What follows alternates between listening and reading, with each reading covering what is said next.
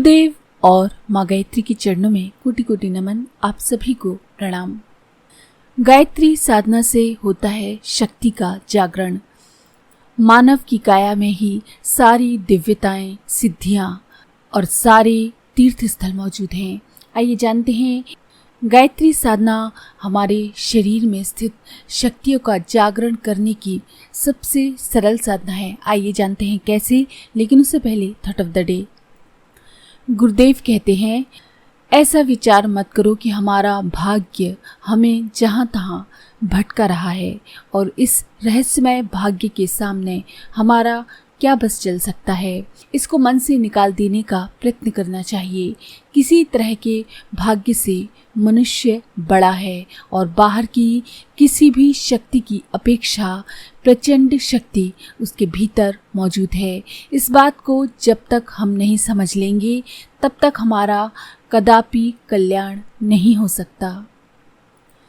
आइए अब जानते हैं गायत्री साधना से शक्ति का जागरण कैसे।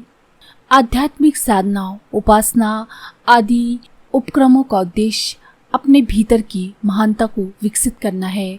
मानवीय काया में सभी संभावनाओं, दिव्यताओं, सिद्धियों के बीजांकुर विद्यमान है। आवश्यकता केवल उन्हें खाद पानी देने की और उनके विकास हेतु अनुकूलता प्रस्तुत करने की है। इतना सब कुछ बन पड़े तो देखते ही देखते वे विकसित और पल्लवित हो सकते हैं। वैसे यदि देखा जाए तो शरीर 5 तत्वों का, सप्त धातुओं का बना हुआ दिखता है। अन्न, जल, वायु पर उसका निर्वाह चलता है। पर यदि तात्विक सूक्ष्म दृष्टि से देखा जाए तो उसमें विश्व ब्रह्मांड में व्याप्त समस्त जड़ चेतन शक्तियों के बीज विद्यमान दिखाई देंगे।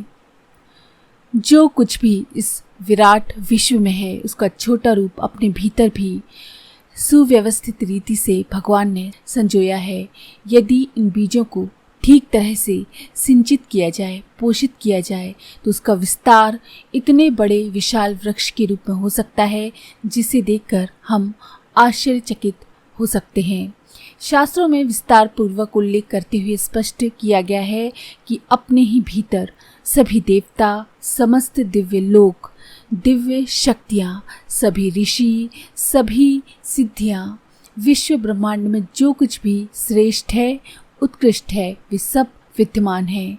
अंतरंग में कहाँ क्या विद्यमान है इसका उल्लेख करते हुए शिव संहिता में कहा गया है, इसी मनुष्य शरीर में सुमेरु पर्वत, सप्तद्वीप तथा सप्त सरिताएं, सागर, पर्वत, क्षेत्र एवं उनके क्षेत्रपाल, ऋषि, मुनि, ग्रह, नक्षत्र, तीर्थ, पीठ एवं उनके देवता निवास करते हैं।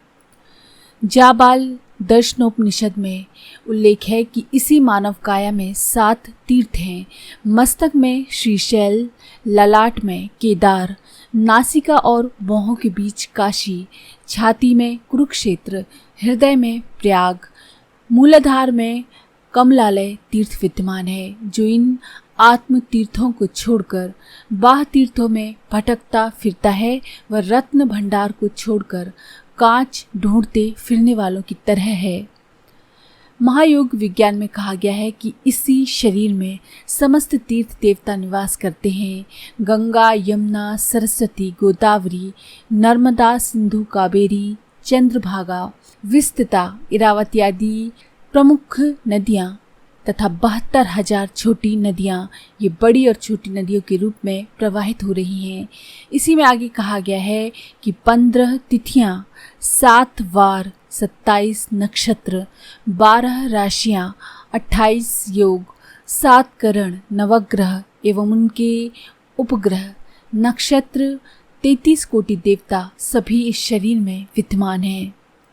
मनुष्य के जितने समीप ये सारे तीर्थ स्थल, भगवान और ये शक्तियाँ हैं, उतनी समीप और कोई नहीं।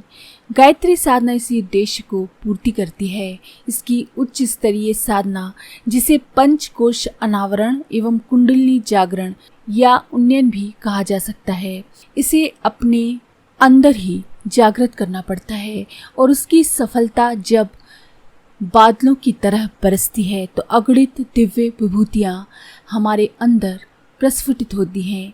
कुंडलिनी जागरण की वैसे तो कई पद्धतियां हैं, पर गायत्री साधना से जितने सौम्य, सरल और निरापद ढंग से ये महाशक्ति जागृत होती है, उतनी अन्य किसी उपाय से नहीं होती।